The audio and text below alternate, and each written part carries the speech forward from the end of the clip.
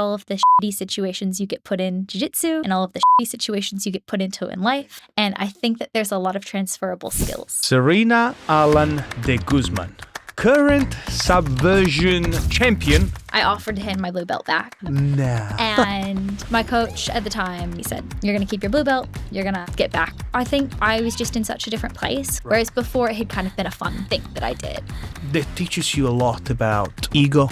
You know, you're getting strangled and you need to think clearly. Just stop. Let it go. You know we need the world championship here. There's this part of me that's like, I can get out of this. I have to always remind myself. And 90% of the time, you're getting more by letting your ego take a back seat and knowing that you're going to be tapping more often than not. But that's the price of admission for progression. When you become a teacher, you know, I always had the teacher that was so smart and so intelligent, but he couldn't teach shit. Do you know what I mean? Everybody had that before. All the teachers that I remember the most, they are the one that actually able to break down pieces by pieces. So I believe when you become a teacher, there is another level of skill set that you need to add on the top. I think the first year in Jiu Jitsu is really hard. You're not winning a lot. In the whole, sometimes you're the nail, sometimes you're the hammer analogy. You spend the first year being the nail. And that's a really hard sales pitch to get people in the door. Sirena Guzman, thank you very much for coming in. Thanks so much for having me. Let me say the full name because I've been practicing, all right? Let's go. Sirena Allen De Guzman. Beautiful. Claro. Gracias. Beautiful. Thank you very much for coming in. You are now the current Subversion champion, bantamweight. So you hold the title right now. I do. Pressure on, Isa. Oh, pressure's off. I won the title. Now I just have to keep it. You're good now. Now, first of all, congratulations. Thank you. I was watching the fight. It was actually amazing. Oh my God. And now I want to ask you, that's the first question came to mind. When you go on stage and you have all of these people watching you, plus you need to perform, plus you need to kick ass, plus you're scared if you're going to get injured at ankle and all of that stuff. So what's going on through your mind the first thing that you jump into the stage? What do you do to calm yourself up before your competition? So I'm a big believer that there's a lot of prep that goes into having a clear mind and a level head when you step onto a stage, like the Subversion stage. Yeah. And so for me, what I've learned is that I don't do my best work when I'm feeling the adrenaline dump. I'm doing my best work when I'm taking deep breaths and I'm trying to slow everything down. And so for me, the first thing that I do when I step up on that stage is take a big deep breath and just focus on all of the work that's been done to get me to that moment. All of the hardest bits, they're done. Like all of those hours on the mats, all of those refining techniques, all of that hard work's done. Once you step on the stage, it's time to enjoy and make the most of all of the prep. So it's just take a deep breath, focus on being there in the moment, focus on taking things step by step. And that's like everything that I'm focusing on is not getting caught up and overwhelmed. It's just slow and steady. Nice. Do you meditate? Not particularly. No. Do you have a very good warm-up before the comp? I do. Yeah. So if you come backstage before one of my matches, you'll see me warming up for probably 20 minutes at least before a match. Do you do anything specific, like techniques, or you just try to warm up your body, just squats and stuff, or you just something jiu-jitsu focused? My warm-up strategy has changed a lot over the last few years. Yeah. And it varies a lot depending on who's present. So if I have training partners that I can warm up with, I love to do some rolls, get some flow rolls in, do some harder rounds, really kind of, for me, if I can elevate my heart rate and my breathing to kind of a certain intensity, it means that once I get out on the mats, I don't gas as hard, if that makes sense. Absolutely. So you almost want to spike yourself and then have time to come back down and settle before your actual match. Right. You don't always have opponents around. The Subversion's great because it's domestic, it's local. Yeah. I've done competitions out of state where I haven't had training partners to really warm up with. And then that's when you see me doing 10,000 squat jumps on the side of the mats, trying to warm myself up. Got it. So what you're saying is, before a comp, you naturally have this reaction where the adrenaline start to kick in. So during the warm-up, you want to eat that adrenaline and balance it up to a normal level. Exactly. Is that right? Yeah. And it's true because it doesn't let you think clearly when you have all of the adrenaline. Is that right? Exactly. This happened to me, and that's why I'm not at your level. But there you go. Okay. No, I love that. There's an art form to using adrenaline to maximize your power output, right? Like your body is capable of amazing things when you have a surge of adrenaline. Yeah. But you're not going to be thinking your most strategically. Yeah. So you've got to find that balance. Using the adrenaline. Yeah. But using it productively. Yeah. And not letting it overwhelm you. Yeah. That's so true what you're saying. I did a comp white belts. There you go. And I literally after 2 rounds I was cooked. I was so tired, and that's exactly what happened to me. I was done. White belt competitions are so intense because you haven't learned how to navigate the adrenaline yet. And you'll come off the mats and you'll watch people literally vibrating with intensity because they've held their grips like their lives depended on them for 20 minutes straight in back-to-back rounds. And then they can't close a fist for 3 days. Yeah, you mentioned so navigate your adrenaline means you get better with time and practice naturally, isn't it? 100%. Yeah. Interesting. I love that. Okay, so let me go back from where you started. Mm-hmm. Okay, I would love to know where. So you American born? Yes. Yeah. Whereabout? I grew up in Oregon, which is Pacific Northwest. Nice. Brothers, sisters? Negative. I'm an only child. Oh, that's cute. When did you start Jiu Jitsu? I started Jiu Jitsu when I was about 15. Your parents got you into Jiu Jitsu, or was your choice? I had an interesting relationship with martial arts growing up. Yeah. So when I was in school in the U.S., when I lived in the U.S., I moved a lot. Yeah. So I used to move houses every 1 to 2 years. Yeah. And so when I was in school, in primary school, I was first introduced to martial arts in my PE program in kindergarten. And it kind of developed this interest in martial arts. And so as I moved throughout my childhood, I rarely was able to stick with any sport for any duration of time because we'd pick up and move. Yeah. And so I tried a few different martial arts when I was young. And then when I moved to Australia and I was getting settled in high school, I really felt like I didn't have an outlet, and I didn't particularly like conventional ball sports. Yeah. Saturday sport was not my vibe. Thing. Yeah. And so I tried a bunch of different martial arts, and I went to a jiu-jitsu class, and I decided that was what I loved. Okay. And I basically stuck with it after that. So you went to your parents and said, hey, I want to try these martial arts. Mm-hmm. And my parents said, yes, let's try it out. And you did stick to it. Yeah. Okay. When was the first comp? I did my first comp as a white belt. So it would have been when I was about 15. Yeah. 15 years old. 15 years old. How was it? Do you remember it? I don't distinctly remember it. There are kind of 3 competitions that I did. Yeah.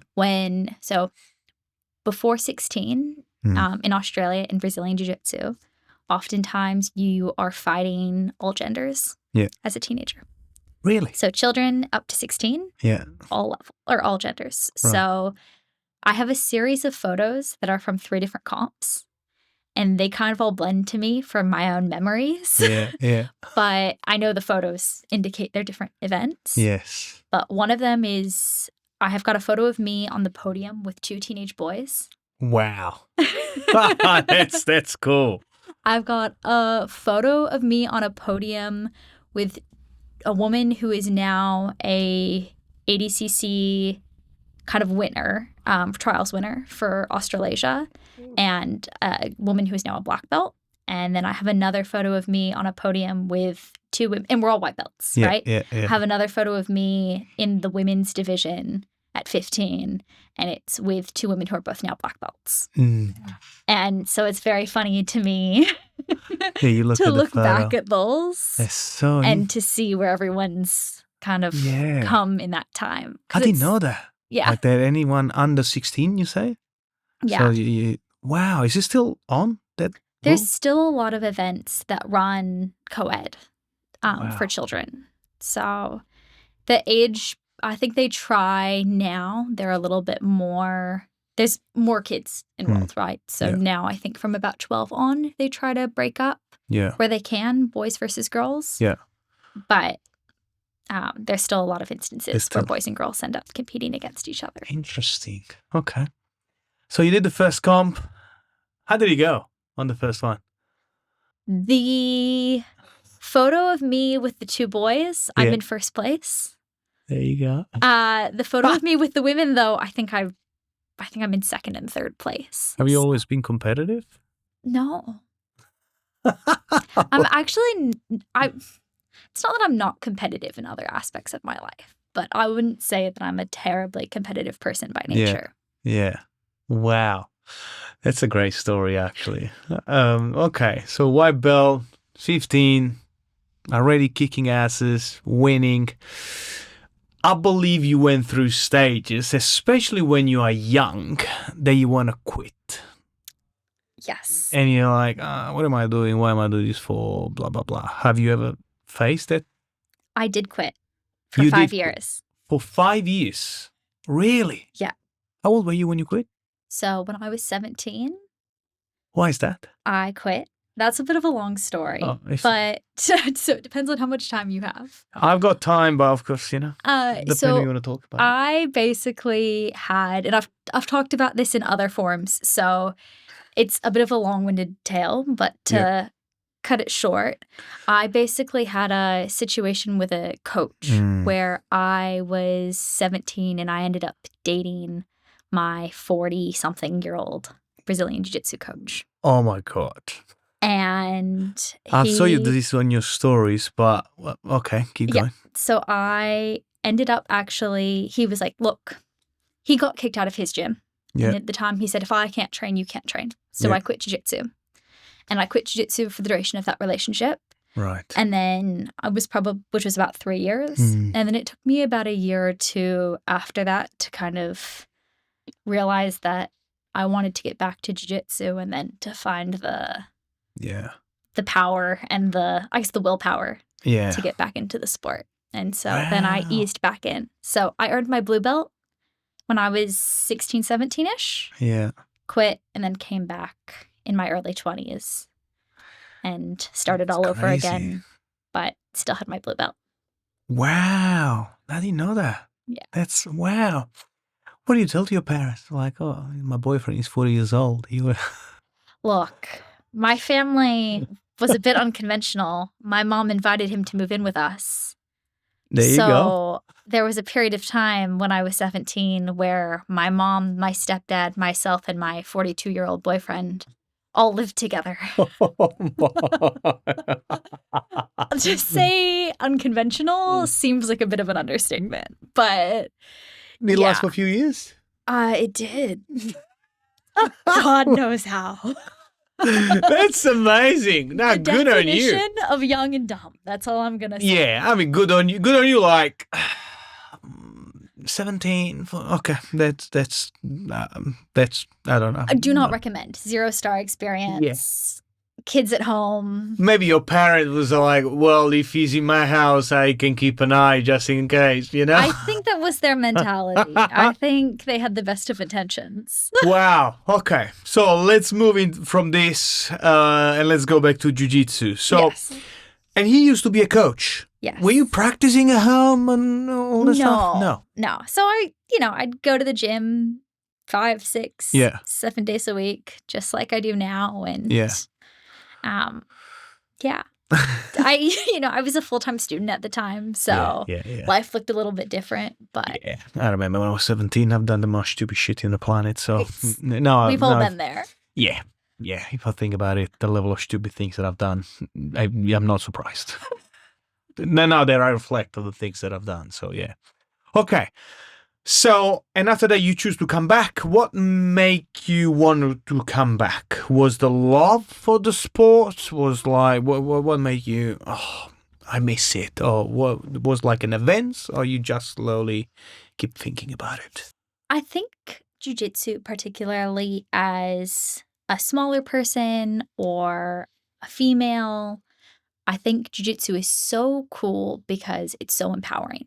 Yeah. And when I'm in my prime, when I feel like things are going well in jiu-jitsu, there's just this element in which the world feels very manageable for me. Like, I think there's something about being able to navigate difficult situations, and what I'm trying to say is there's a lot of mirrors between jiu-jitsu and real life. Yeah. And you think about all of the shitty situations you get put in jiu-jitsu and all of the shitty situations you get put into in life. Day-to-day life. And I think that there's a lot of transferable skills. Absolutely, I agree. And when I went back to jiu-jitsu, I kind of was at this stage in life where things weren't going badly, but I was like, man, I'm not feeling like the strongest version of myself. I'm not feeling like I'm the most switched on version of myself. I think I really just need to be challenged. Yeah. And also, there's all of the benefits of it being good for your health and fitness and all of that kind of stuff. Yeah. And so at the time, I think it just ticked a lot of boxes Yeah. for kind of things that I thought would bring me joy in life. Yeah. I love that. And I agree, like what really can change the person. And I believe 99% of the time for the better. It's just that, that teaches you a lot about ego. Yeah.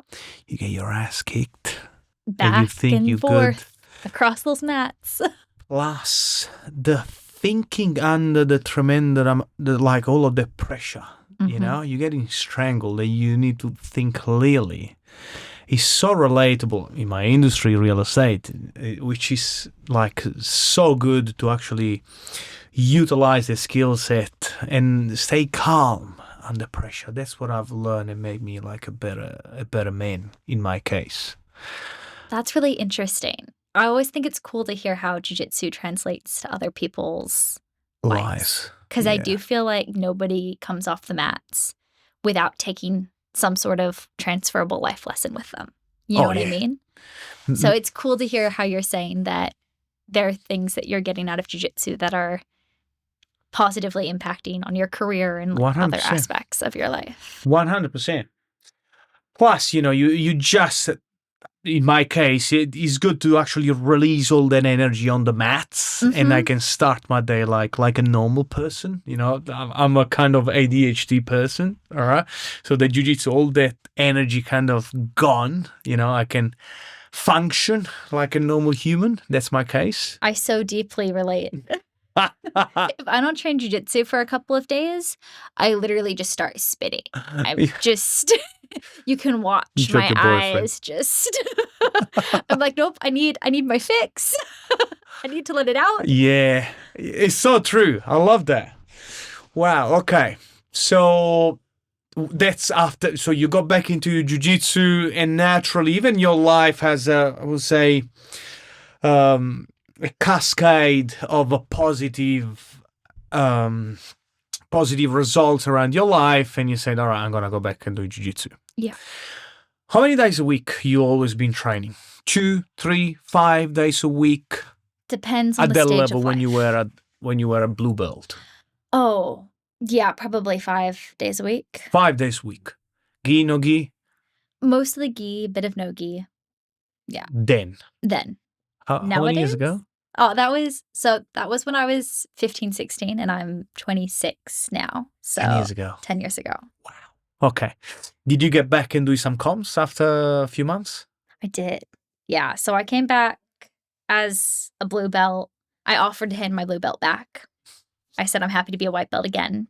And really? Yeah.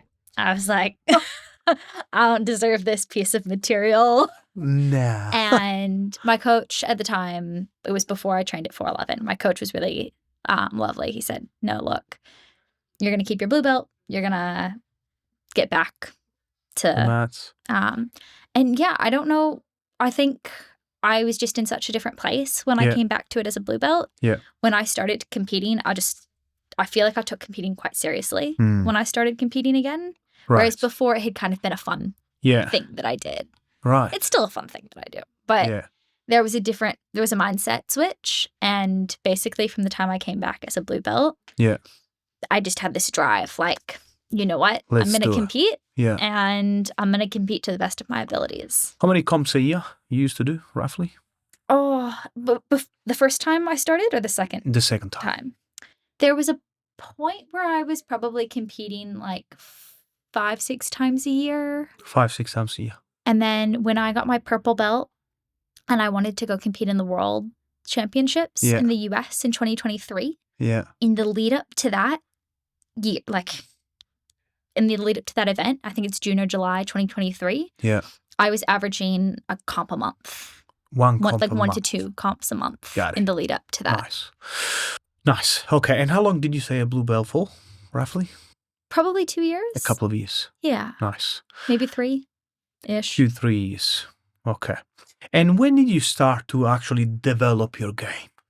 Do you know, like, I'm going wrestling base and I'm a pool guard and, you know, when did you choose to train a specific way when you rolled? Or you were just, let's go there and see what happened? So I think logically with Jiu Jitsu, women in general tend to have stronger lower bodies than upper bodies. Yeah. And so I think for me, that was part of why Jiu Jitsu worked really well for me, was because, I mean, I joke with people all the time. I'm like, I'm not athletic. I chose a sport where I can sit on my butt. Yeah. But I do genuinely believe that when I started training Jiu Jitsu, part of the appeal was that being able to be on my back and using my legs really made it a more accessible sport for me than something that required more upper body strength. Yeah. And so I think playing guard naturally fit into my body type. Yeah. And so I've almost always had an emphasis on guard in my game. Like I've always been a guard player, so to speak. Got it. So you say body type. Can you elaborate a little bit more? Like, you got long legs and short legs. You more. Can you break down a little bit more? Yeah. Please? So for those who I've never met, people listening to this, I am like 5'2", so I'm like 160 centimeters. If you can kick your ass so bad. I've tried on my skin so many times. But yes, please. And in the course of time that I've trained jiu-jitsu, I've walked around at anywhere between 50 and 60 kilos. Yeah. So I've never been, I'd never say I've been like a, intimidating figure when I walk onto the mats. So for me, I think I'm just like genetically have like stronger thighs than like the rest of my body. If I had to pick a muscle group that was strongest in my person, that would be it. Yeah. And so for me, doing things like guard retention and like triangle chokes, arm bars, all of those things where you're really relying on your legs to like basically clutch onto people and maneuver them. Yeah. Those have always been kind of my things that I've naturally found to be easy to incorporate into my game. Yeah. Nice. And now I've really had to work on diversifying and becoming more of a passer and having a more well-rounded game. But I'd say like if you had to ask me what I'm kind of known for, what my strength is, it's always going to be an element of guard playing. Guard playing. Nice. So you never pushed on the side of standing up? You never I always, growing up, was told that I was not athletic. And that has stuck with my brain. Really? Like, I do not see myself as an athletic person at all. What? And so for me, standing up is an athletic pursuit. So I don't do that. I'll mess around with athleticism. Oh, my God. This is great. You're not athletic. Damn, okay.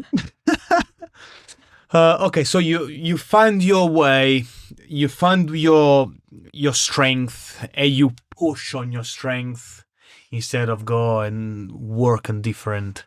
Are you more of a specialist? Are you more of a generalist? Are you more of a...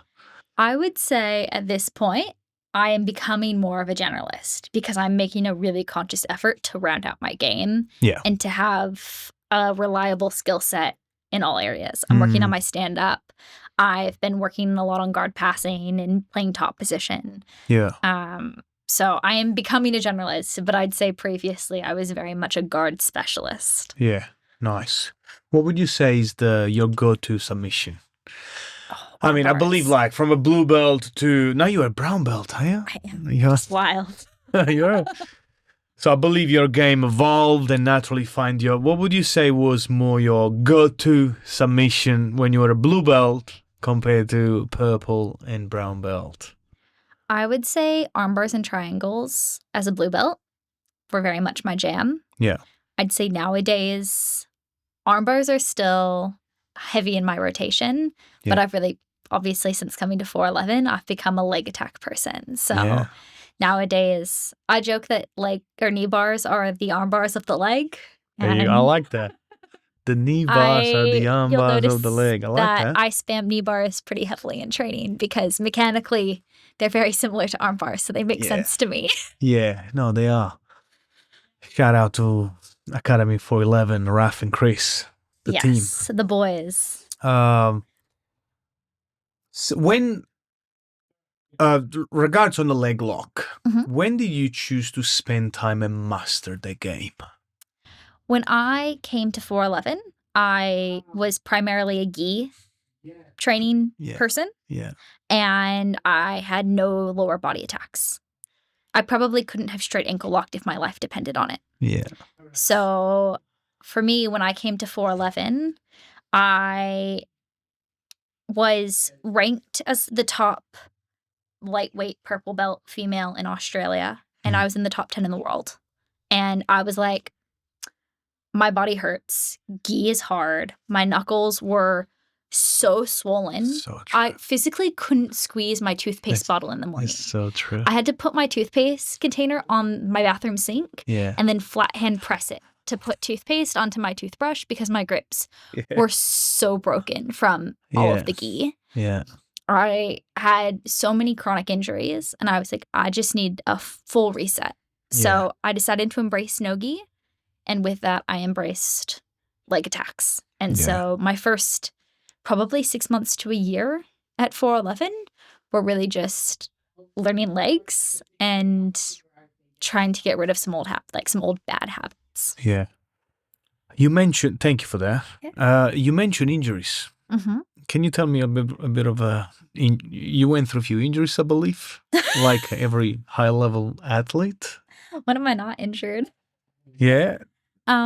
Yeah. So, I mean, I've been really lucky. I haven't had any catastrophic injuries. Breaks. Yeah. So, I can't really complain, to be honest. I've had a lot of repetitive strain injuries.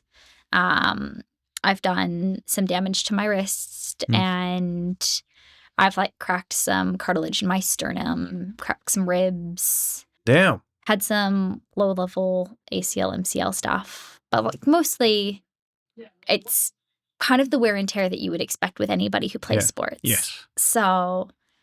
Yeah. And how do you work around the injuries when you're injured? Like, do you go and watch or you just technique do not roll? How do you work around? It all depends on the type of injury. So for me, if it's depending on the injury type, I always go to the physio when I get injured. And I'm like, so medically, what do you recommend I do? Yeah. Yeah. I have a really good physio right now. Shout out Kev at Sports Lab in Alexandria. He's a legend. He's a legend. Okay, He is very realistic about knowing that whatever he tells me to do, I will do my best to abide. But if he tells me no mat time, I'm definitely going to ignore everything that comes out of his mouth after that point. Yeah, right. So he's really good about working with me to make sure that I can stay on the mats. Yeah. And then depending on the type of injury, sometimes that means just drilling. Sometimes it means I'm rolling, but I'm only rolling with lightweight people. Yeah, yeah. Or it means that I'm really working on technique development in certain positions that don't compromise my injury. So, for instance, when I had a really bad rib injury years ago, I just played top position. And I'm still reaping the benefits of the fact that for 3 months, all I did was play top position because I couldn't take the weight of somebody being on top of me. So you work around that. Yeah.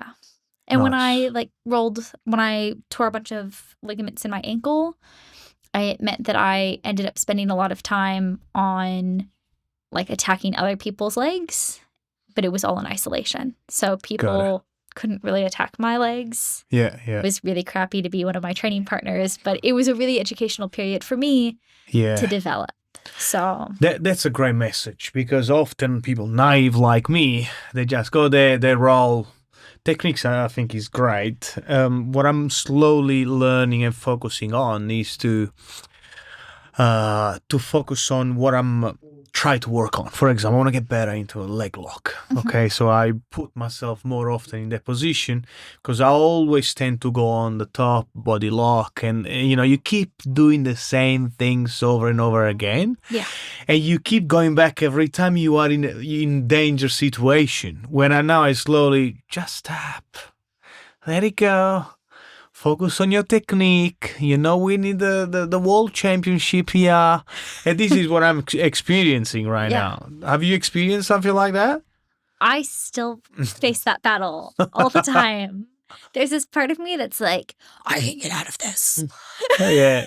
And then I'm like, wait a second. That's not, I have to always remind myself, like, what am I getting out of this training session? Yeah. And sometimes you're comp prepping and you need to train getting back to your safety positions. Yeah. But 90% of the time you're getting more by doing what you've described of letting your ego take a back seat and focusing on actually developing your skills and knowing that you're going to be tapping more often than not. Yeah. But that's the price of admission for progression. Yeah. Nice. I love that. Where do you think is the sport of jiu-jitsu right now in Australia? What do I think about its current status? Yes, because you've been practicing 10 years plus, and I believe you've seen because you've been competing for 10 years as well. So you've seen the comps and the people coming in at big stages, national and international. What do you think, where do you see the jiu-jitsu is in Australia right now? I think we're really lucky in Australia. Jiu-jitsu's come a huge way in the time that I've been in this sport. Yeah. And when I speak to people who have been in it longer than I have, they reiterate that jiu-jitsu now versus 10, 15 years ago, totally different. Yeah. I think we're seeing the rise of jiu-jitsu globally in its popularity. It's one of the fastest growing sports in the world right now. It is. That's super cool. I think that it is still in its infancy, though. So there's still a lot of progress to be made in terms of making jiu-jitsu more mainstream. Yeah. I think that Australia is quite unique in that we have some of the highest caliber of jiu-jitsu in the world right now. Yeah. So we're pretty lucky that when you think about it, like, we're learning from some of the best in the country. In the world. It's true. In our little island. Yeah. In the middle of nowhere. And that's pretty darn awesome. But I do think it's still a long way away from being a truly professional sport. So really? You think US, they are on a higher level right now? When you see the John Danaher, when you see the Gordon Ryans. I think, like most things, the US is kind of at a different level of progression. Yeah. Like capitalism in America means that if there is a way to make money out of something, the Americans will probably figure it out. That's right. True. And I feel like jiu-jitsu is no exception to that rule. Yeah. I think that we're seeing development of competitions, and we're seeing athletes actually be able to make a living in the United States to a very, very tiny, tiny degree. But I think there's still a lot of progress to be made globally, especially in Australia, but also still in the US. Yeah. If that makes sense. Like, globally. It's still not a sport where nobody's making, millions of bucks in jiu-jitsu, with the exception of maybe a very, very small handful of top athletes. Yeah, that's true. From ladies' point of view, let's say a girl watch this and say, yes, I want to get better with my confidence, my self-defense, but I walk into a gym, I see all of these sweaty men. Yeah, what's a little tip you would give to someone who's thinking, but they're not sure yet? Let's see. Tips I would provide to women thinking about entering jiu-jitsu or any martial arts space. I'd start with, if you can, find a buddy. So if you can convince somebody to start with you, or if you go to a gym where there's, a couple of other women, try to link up as early as possible, because those are going to be having somebody that you can go to training with and feel safe with and feel like it's a fun environment with. That's going to be crucial to you sticking in the sport long term. Yeah. Beyond that, I think realistically, and I say this regardless of gender, but like I think the first year in jiu-jitsu is really hard. You're not winning a lot. You're mostly just getting smashed. Yeah. You have no personal space. Yeah.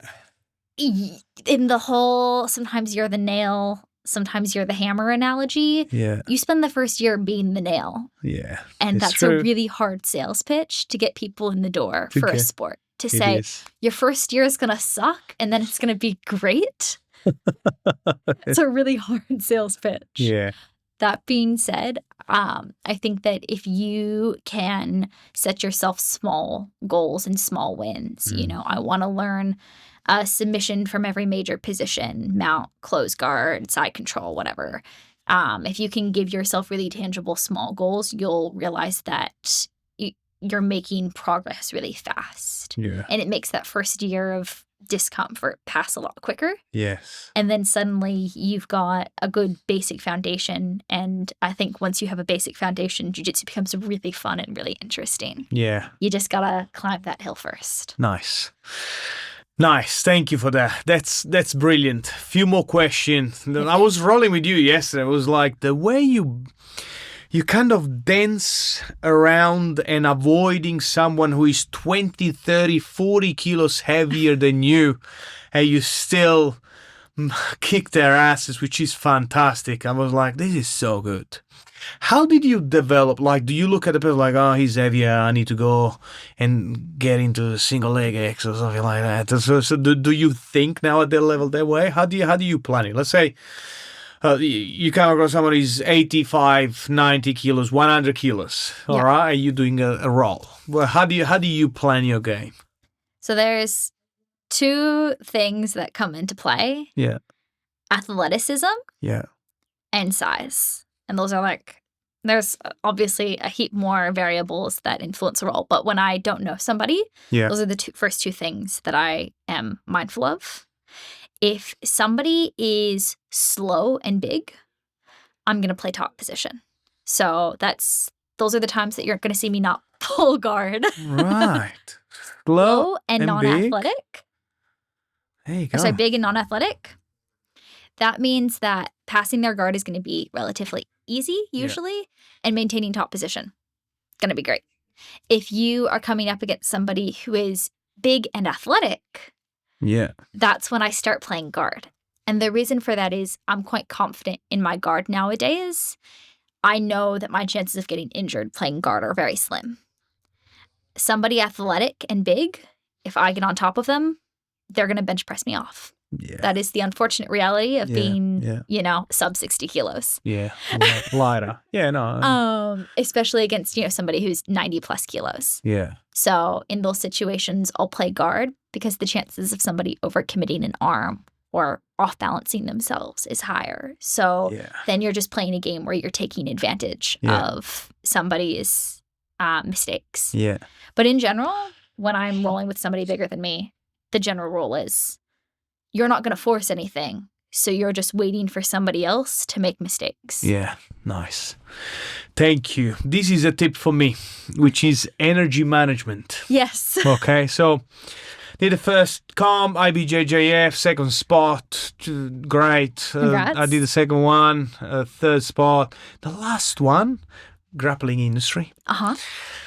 I was cooked after 2 rounds.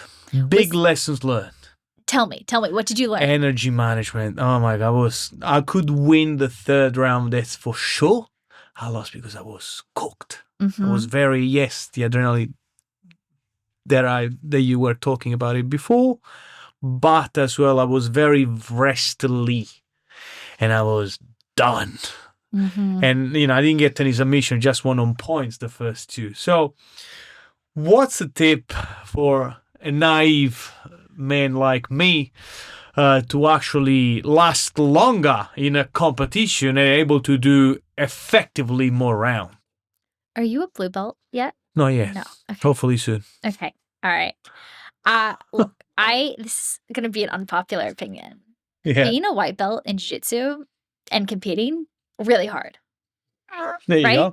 It is. I'm like, what the hell? Because the quality of technique, not very high. Yeah. And people's willingness to act like it is an all or nothing, life on the line. They might actually leave in a body bag. Yeah. That's the mentality a lot of people go into white belt competitions with. Yeah. And so I feel like life actually gets easier from blue belt onwards. No, there you go. Because that's good. the people who have stuck with the sport are people who have generally had their egos checked enough that they're like, they get to blue belt and they're like, all right, I'm going to compete, but I want to like actually practice technique. Whereas in white belt, it's just a free-for-all. So in terms of my advice, I would say having a well-rounded game, super helpful, because it means that you are going to be able, in your energy conservation, if you have a variation of every position that you can kind of like manage, you're not going to feel like you need to exert 100% the whole time, right? But beyond that, I think having a few positions that you're always mapping back to where you feel comfortable will also enable you to manage your energy effectively. Yeah. So if you know, for instance, that top side control, close guard, and half guard, that you can manage those positions effectively, and you're constantly mapping back into those, it means that all of those scrambles that you have an end goal for them. You're not just scrambling to try to get to a submission that you're going to spend all of your energy trying to finish that you're not going to then finish. If that makes sense. It does makes a lot of sense. So I feel like if you're constantly mapping back to a certain few things that you feel really confident in, that you don't need to exert a lot of energy in, that you know you can recover in, that's going to mean that you have the energy stores to carry through back-to-back matches. Is that right to say about playing guard naturally consume less energy? Or it depends the way you play the guard? Depends on who's passing. Yeah. Right. Because I see practitioners like Levi, Levi. Well, I think he's got one of the best guard in the world, isn't it? Yeah, he does. I think. And he doesn't get tired. Oh my God. I mean, they're world-class athlete, of course. But this is what I'm trying to practice right now. Yeah. Like more of a close guard. Go for the leg instead of, be very wrestly base, and even my neck and shoulder are like, oh my, I need a few days to recover. Yeah. When I play guard, is just a little bit better, a little bit less energy consuming. That's what I'm experiencing right now. Okay, I need to get better. Thanks. You explained already. I'm glad I could help. No, and actually I've been practicing with you like the leg lock and the close guard. What do you go for when you're in a close guard? Do you go, this probably is a dumb question, but I'll ask anyway. There are no dumb questions. Do you aim for Kimura, guillotine, triangle? That's your go-to, or you try to get the back? What's your from go-to? Close guard? Yeah. I would say from close guard, number one option, getting to the back. Yeah. Number two is any armbar triangle variation, especially a no-gi. Yeah. And then I'd say option number three is enticing them to stand up and then attacking the legs. Enticing. Yeah, right. Yeah. So. Sorry, can you repeat that? Say that again. I like this. Option number three, or the whole sequence? The whole sequence, sorry. Yeah. So option number one is trying to get to the back. Yeah. Option number two, for me, because I have spent a lot of time training this, is trying to get to arm bars and triangle variations. Yeah. Remembering that you have things like cutting arm bars, shotgun arm bars, that kind of stuff. Yeah. And then option number three is enticing them to stand up and then diving into their legs. Nice. I like that. Thank you. There you go. We're getting like a free session here. Okay, nice. Hey, that's fun. Last a couple of questions and I'll let you go. Sorry, more you talk, more I want to know. So now you are a coach. I am. Okay, and you win comps, you go on the stage, and when you become a teacher, I always had the teacher that was so smart and so intelligent, but he couldn't teach shit. Do you know what I mean? Everybody had that before.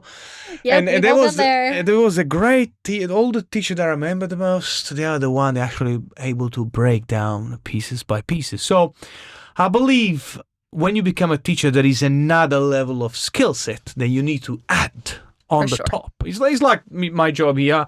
I become buy real estate properties, and after there's someone new, I need to train them to learn the game. So, how long have you been teaching now?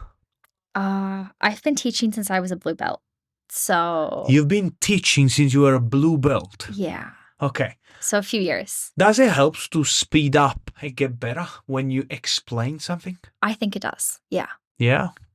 I think you become a lot more critical of what you're doing when you have to then describe it to somebody else. Yeah. And even more so when you have to troubleshoot for somebody else why it's not working for them. Yeah. Nice. Which I imagine would translate to what you do. Oh, yeah. It's one thing to know that you do something. It's another thing to know why you do it and how to fix it when it goes wrong, right? 100%. I agree. Have you been practicing the teaching skill set, or you just went out there like, oh, fuck, let's do it? Because it's not easy when you got 20, 30 people looking at you in the middle of the math. It's not... How do I put this? I actually find instructing to be relatively straightforward. For me, the biggest headache is preparing what I'm going to coach in a class. Right. Because I like to have some structure to my classes, and I like to have reassurance that what I'm explaining to people isn't just my own personal experience, but it's backed by, Lachlan Giles or Gordon Ryan or John Danaher's, like some other higher level than me, higher caliber than me athlete has said this is also what they do. Because I think it's really important that I don't just assume that what I know is right. I like to be educated and to be able to demonstrate to people that what I'm teaching them works not just at whatever level I am, but at the highest levels. Practical, yeah.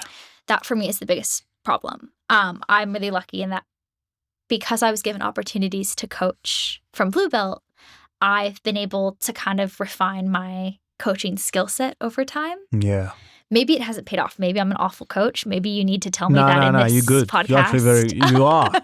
You it's are. Okay. I'm really open to feedback. No, you are. You are. I actually like the way you break down step by steps, and that's what I like the most. Even overall, in our gym overall, is very practical. They don't do these weird techniques, and like, are we gonna do this stuff in conf? But I find it like nearly 100% of what they explain is just makes sense. I kind of like, that's why I'm doing that. No, the little things that for somebody at your level maybe is kind of normal, but for somebody at my level listening to that, like, oh yeah, that helps a lot. I think one thing that I'm really mindful of with our gym, and sorry, I warned you at the start of this that I'm queen of the ramble, so we can move on at any point. But something that's really stood out to me at our gym is that we don't have a foundations program. And so we don't have hey, this is your introduction to Jiu Jitsu. It's like you can come to class and we can be, this is an actual class I did, reverse Dello worm with Chris Collis. And I'm like, I don't know what 3 of those words mean. And I'm a brown belt. Yeah. Like that could be your first class wow. at 411, right? And I love that the caliber of jiu-jitsu at our gym is that.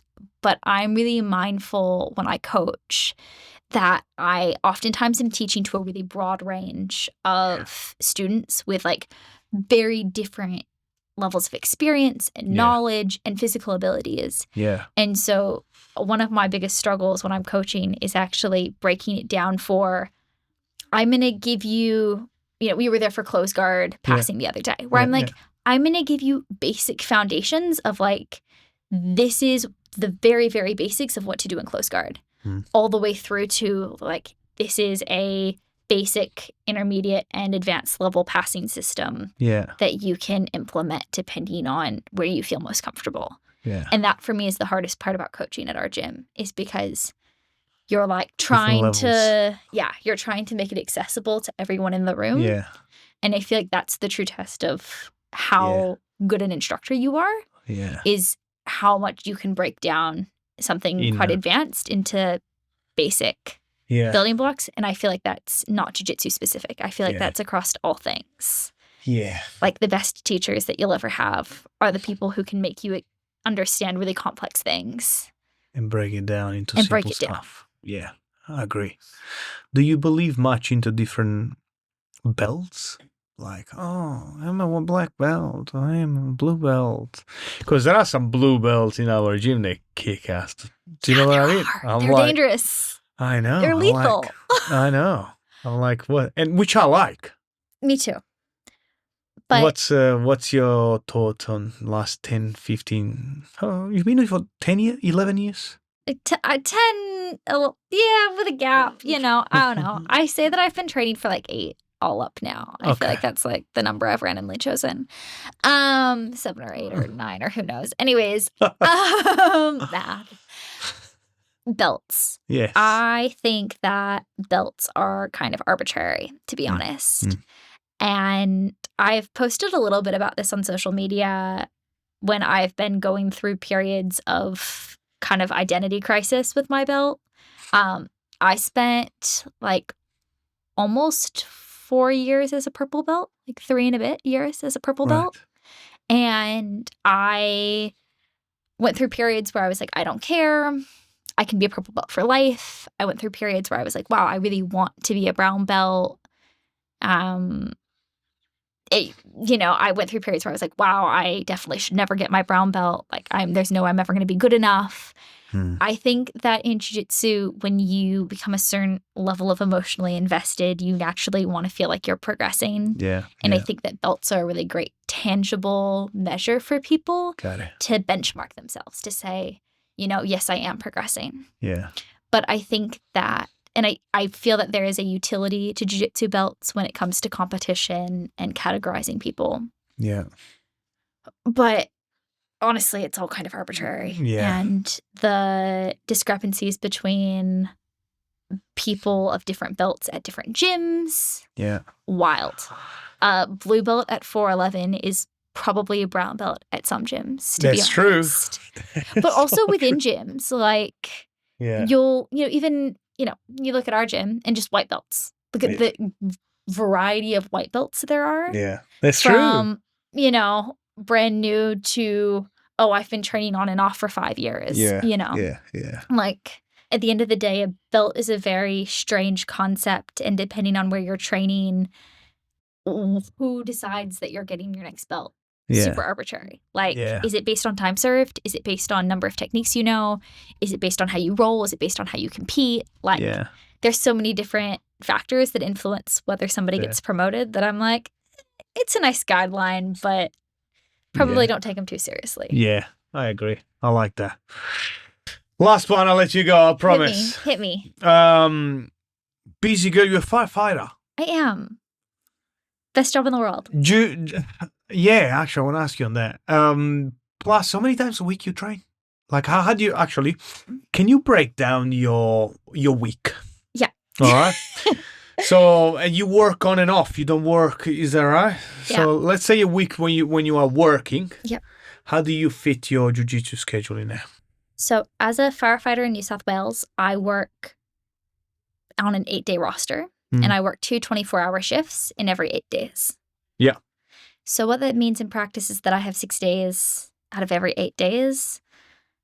Honestly, 2 of those are usually somewhat recovery-based days because oftentimes you're sleep deprived or physically exhausted. But it means I have 6 days to train jiu-jitsu in every 8 days, which equates to 5 or 6 days a week. So for me, hypothetically, if we were looking at a week where I start on a Monday at work, right, I'll work my 24 hours. I'll usually try to do a strength or a conditioning session at work because I have a gym at station, which is a huge, huge benefit. Yeah. And then I'll usually, the day in between my shifts, I'll I'll do like a Jiu Jitsu class, maybe a conditioning workout.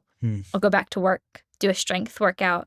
And then for the next 5 days, depending on what day of the week results are, I'm usually trying to train Jiu Jitsu once to twice a day. Once or twice a day? Yeah. And then, I used to try to pull 3 sessions out in a day. I'm learning nowadays that my body physically struggles with that. Yeah. So quality over quantity is what I'm working on now. Okay. So is there correct to say that you do 5 classes a week?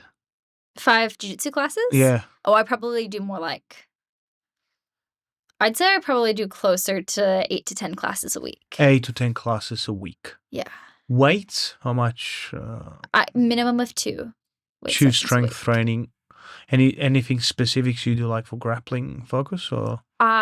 If we're shouting out, Grapple Strike Move is the strength and conditioning coaching system that I use. Right. And I don't know if you've met Elliot at our gym. I think I did. But he does the strength and conditioning for all of the athletes at 411. So give you the program and nice. Yeah. And so he writes into the app for me. Usually he gives me 2 strength and 2 conditioning sessions a week. And I try to hit at least 3 out of those 4. Like cardio as well, like you need to, really? Nice. So I'm usually trying to tack those into my week in addition to what is like a relatively physically demanding job. Yeah. And all of the jiu-jitsu. They design everything based on your lifestyle. Food? I'm really bad about food. I believe that I train enough that I can eat what I want when I want to, but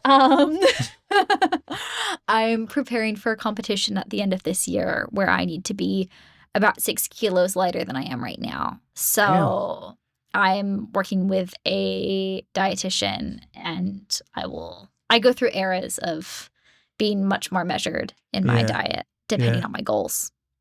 But for the most part, I just focus on eating a crap ton of protein and making sure that I'm eating enough carbs before training sessions to keep my body going. Nice. When is your next comp? I'm competing on Vanguard, which is on the Central Coast, in 2 weeks, on the 6th of September. There you go. And then the big goal is ADCC in Thailand in December. Wow. Can't wait to see that. It'll be a good time. Do you record your competition? Yeah, I try to. Yeah. You like to see yourself, or you're like, I don't want to? Oh, no, I hate watching myself fight, but I do think it's really educational to look at your match after the fact and see where you went right and where you went wrong, really. Yeah. What you can learn. Because there's no point in competing if you're not using it as a learning opportunity. Yeah, I agree. Nice. Sirena, this was fantastic. Thank you very much for coming. Thanks so much for having me. If people want to contact you, Instagram, send you a DM, give you some tips, coaching, where can they find you? By all means, Instagram is the major social media platform that I'm on. My Instagram handle is Sirena AD, SIRENAAD. I'll put a link. Thank you. But yeah, definitely reach out if anyone has questions or advice. I'm all ears. I'm always an open book. So nice. Thank you very much for coming in. Thanks so much for having me. This was great. Thank you. This is general advice and does not take into account your objectives, situations, or needs. You should consider if this advice is suitable to you and your personal circumstances. Please read any applicable PDS beforehand.